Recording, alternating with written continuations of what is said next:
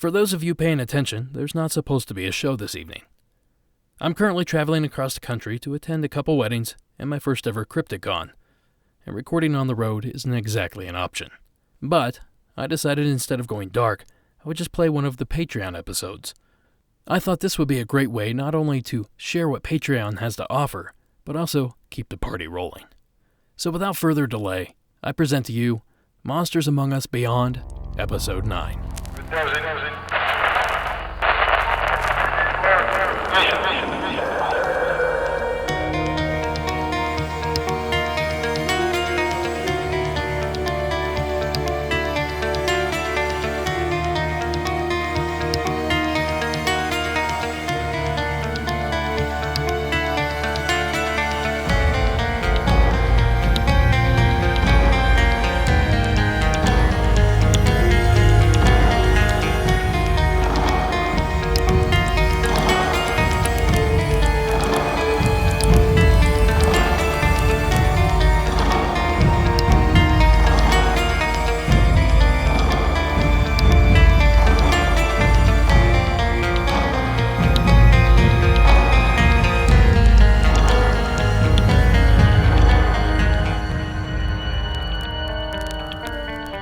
Good evening and welcome to Monsters Among Us Beyond.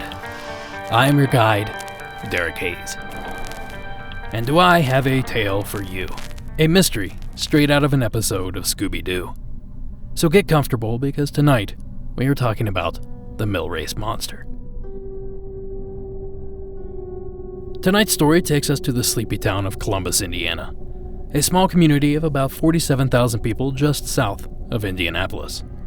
But it's not the town that we have our eye on, but rather an 83-acre park that lies on the banks of the Flat Rock River. Of course, I'm referring to Millrace Park. Millrace was dedicated in 1963 on land formerly known as Death Valley by locals due to the inhospitable conditions resulting from multiple floods. The park now features a winding river, dense forest, and 2 small lakes. You'd think a perfect place for a picnic. But as it turns out, it's a perfect place for panic. It was 1974. Nixon had just resigned a few months earlier, and The Exorcist had been striking fear in moviegoers for nearly a year. And on November 1st of that year, in the midst of a week-long heat wave, 6 lives were changed forever. Monster. Women report seeing Beast in Millrace. They swear it's true. 6 young women told city police Friday in 2 separate reports that they had seen a Millrace monster once in broad daylight. And whatever it is, the 6 are agreed it is 1, green, 2, hairy, 3, large, about 6 feet tall and walking upright, and 4, has claws. 4 of the women, whose names police did not list, said they saw the thing about 3 p.m. Friday near the paved boat ramps in the park along White River at the west end of 5th Street. The other 2 said it jumped on the hood of their car, leaving scratch marks in the paint. That was about 11:45 p.m. No one was hurt, only frightened, police said. Officers searched the area on both occasions but found nothing. They are hoping it's only a misguided hobgoblin who lost its sense of timing and doesn't know Halloween is over for another year. But just the same, they warned other residents to take care and keep an eye out for the monster. That article ran in the November 2nd edition of the Republic newspaper out of Columbus, Indiana. But you guys know me. I like to hear it straight from the witness's mouth. The following is a first-hand account from a witness that evening. Tyra Cataline was one of the girls in the car that night. Still, I get funny feelings when I come down here. Tyra Cataline returns to the place where she says she faced an Indiana Bigfoot. We thought we were going to die. All 3 of us thought we were going to die. It was 41 years ago, this November, here at Millrace Park in Columbus. Cataline and 2 other girls were inside a car. They saw movement from afar, and then the creature ran up fast. And that thing kept throwing itself at the car. It was horrible. It was the most horrible thing you ever looked at. Its face was all slimy and everything. Cataline and the girls drove away, terrified and hysterical. The days that followed brought a search for the Millrace monster, later believed to be someone in a costume. But don't tell her that. It was something, I don't know what it was, but it wasn't somebody wearing a costume. It was just a typical evening, and shortly after Halloween, we decided to go take our dinner down to the park and eat and talk. And we were just kind of staring into the dark woods. I couldn't see it. I told him I didn't see anything. Then the other one said, I think I saw it again. And then I saw something moving. It come out of that woods. Oh my God. This thing, it was like nothing I've ever seen in my life. This thing had to be at least 7 foot tall, if not taller. It was taller than a normal man. He was beating on the windshield. He was trying to get in, and we were screaming. I don't know if that agitated him more or what. We were all afraid it was going to come back, but we couldn't move. There was this greenish tinge to the thing's face. I don't know if he'd been in the river drinking and got moss on it, because there was so much slime on his face. But he did have fangs, and he was trying to bite the glass through. And I was afraid he was just going to tear the door off. I said, we got to get out of here. But the driver's leg was shaking so bad she couldn't get the car started. We were just glad to get out of there with our lives, because it was just the most horrible thing you ever saw. But Tyra and her friends felt certain the attack should be reported to the police. There's a monster in the woods. You gotta go down there. A monster? Really? It just seemed like they were laughing about it. He said, oh, a monster, really? I told you they don't believe this. Have you been drinking, ma'am? No, it's real. It's out there. You've got to go down there. It's out there. I was going to get somebody. Look at the scratches in the car. Come on. So the police walked out to their car and did see peculiar-looking scratch marks all over the hood of the car. Look at all the scratches. Look at that. And the car stunk on the outside so bad. It was like decomposed animals. I don't know how else to describe it. I stopped talking about it because I was tired of hearing people say, well, that didn't happen. And they didn't want to listen to the truth. That interview was a combination of 2 clips: Monsters and Mysteries in America, Season 3, Episode 5, and WXIN Fox 59 out of Indianapolis, Indiana. Now, I should point out that Cataline is the only one out of the 6 to come forward with her story, and we're going to circle back to that in a little bit. So the girls made their way to the police station, and the story they gave sent Columbus into a frenzy. Millrace monster hunt out of hand. Warnings to would-be hunters of the so-called Millrace monster were issued today by police and the city park director, Robert Gilligan, after a night in which authorities counted dozens of individuals in cars and on foot searching the park at the west end of 5th Street along White River. Some were armed with knives and one carried a club, and authorities fear the prankster who dresses as a monster may get hurt if the hunters don't first hurt themselves or another hunter. Gilligan said it may become necessary to close the park to the public at night, not because of the monster, but because of the public. 28 cars were counted in the park at 11 p.m. Thursday. First sighted last Friday night, the monster was described as large, hairy, and green by 6 young women. Latest appearance was reported by the city dog catcher, Rick Duckworth, who told police he saw it early today while on a routine patrol. His description was hardly as dramatic as others, however. He said the monster looked to him like a person wrapped in blankets and wearing a mask. That article was published in the November 8th edition of the Republic.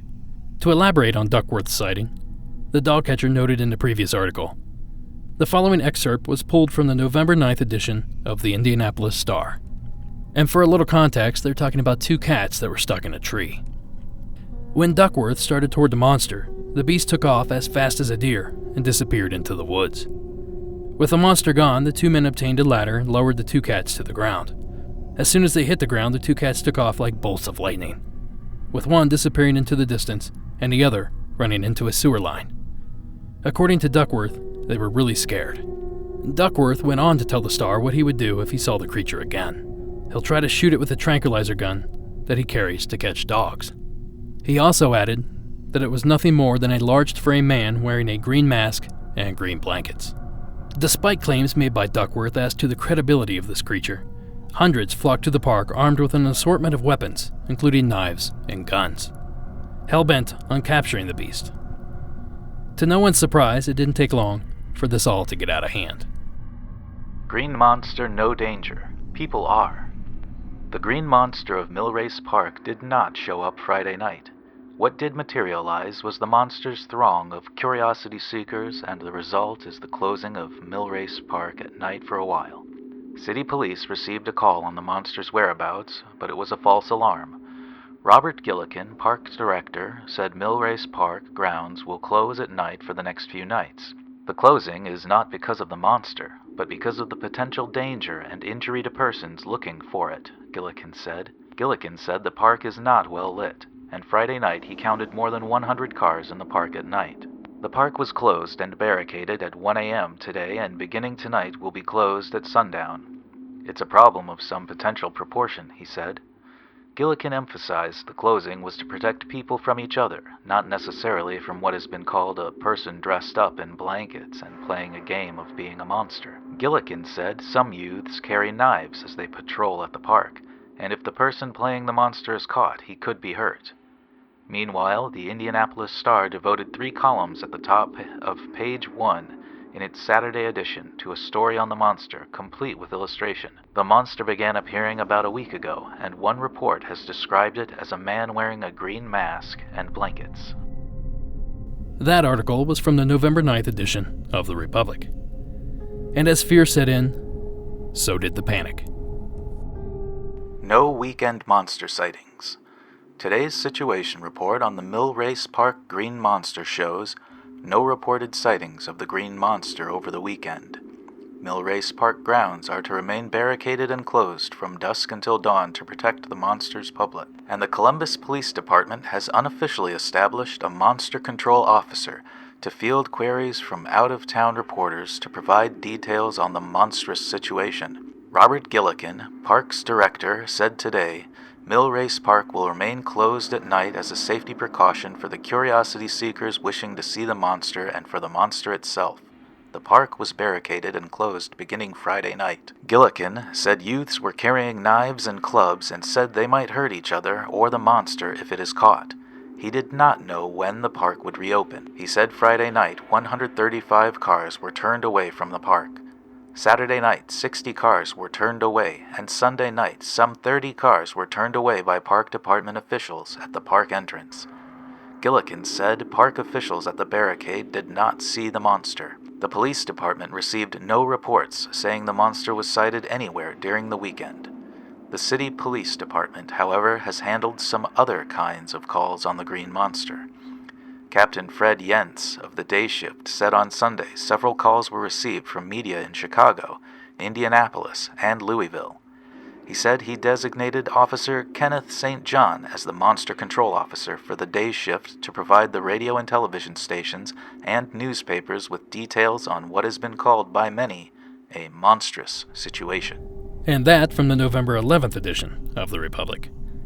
And finally, one last entry on the matter, published 5 years to the day before I was born. This entry from the November 12th edition of The Republic. Millrace Park closed nightly. No sightings of the Millrace monster were reported to police Monday, but the park will remain closed to visitors at night.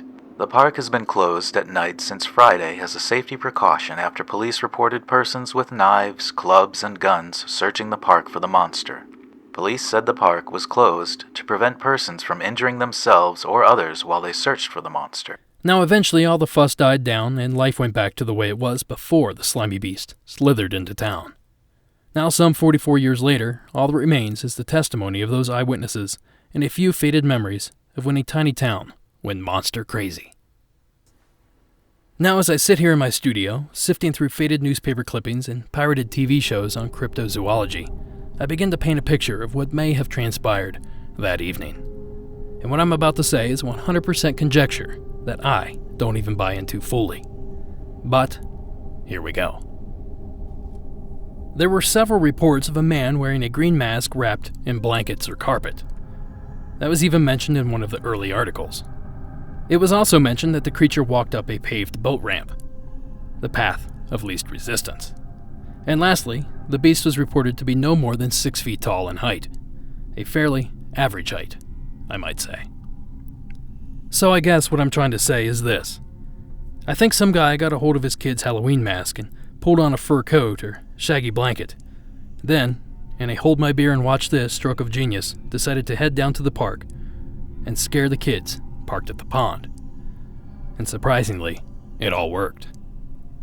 Now I know what you're thinking. The creature scratched the paint on the car.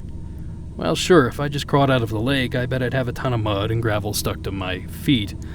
Okay, if you can't tell, I'm having a hard time backing up this particular part of my defense. But let's ride it out and see what happens. Now I can also hear you saying, sure, he might have scratched the paint, but this was November. Who's going to get into water for a prank in November? Well, here's my response to that. As I mentioned before, the Columbus area was in the midst of a rare heat wave. Daytime temperatures in the area reached 80 degrees, and only as low as the high 50s at night. And listen, I grew up in the Midwest. If it rose above 50 degrees in the wintertime, we'd toss on the shorts and flip-flops. And if it hit 80, trust me, that's slip-and-slide weather. So I find this explanation much more plausible than a 6-foot-tall creature finding its way through the city and into the park and hiding there, undetected. Although, I must say, the monster version is certainly much more fun and interesting. Now, if you're one of the ones out there that are listening to what I'm saying and rolling your eyes, you're not alone. When asked about a possible hoax, Tyra Cataline said the following: "I know it's real, and what I saw is not a joke. It was not a person in a costume. It was really something that could move around. It could grimace its face. It was growling. It was very aggressive. So people can think what they want to. I know what I saw, and it was pretty bad. I don't want to think about it too long because it still scares me to this day." And as it is with many legends like this, we'll probably never know the truth. We'll probably never lay eyes on the man or beast. But, thanks to one small town, at least the story is preserved for us to enjoy. And that's going to do it for this episode. Monsters Among Us Beyond is written and produced by me, Derek Hayes. Any audio used in the production of this episode was done so under the protection of fair use. A big thank you to Warren and Addie for their contributions to this episode. And music was provided by Mayu and Coag Music. Thank you all for the support, and have a good night.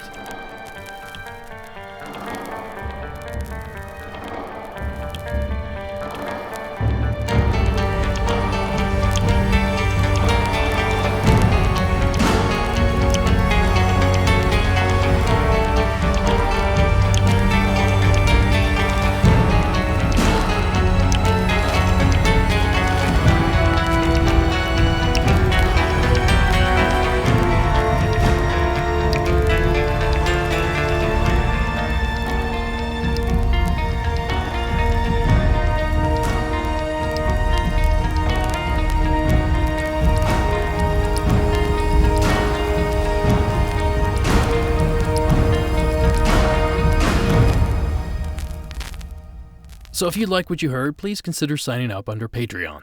Simply head over to www.patreon.com, that's Patreon.com, and search for Monsters Among Us podcast. Now the way this works is this. You pledge $4 a month, then you get access to not only the new content that I post, but also everything I've posted to this point. So even if you only pledge 1 month, that still gives you roughly 30 days to watch and listen to all the content you would like. And if you like what you hear, simply continue the service. Okay, that's it for this weird little episode. Thank you all for listening, and I'll see you on the road.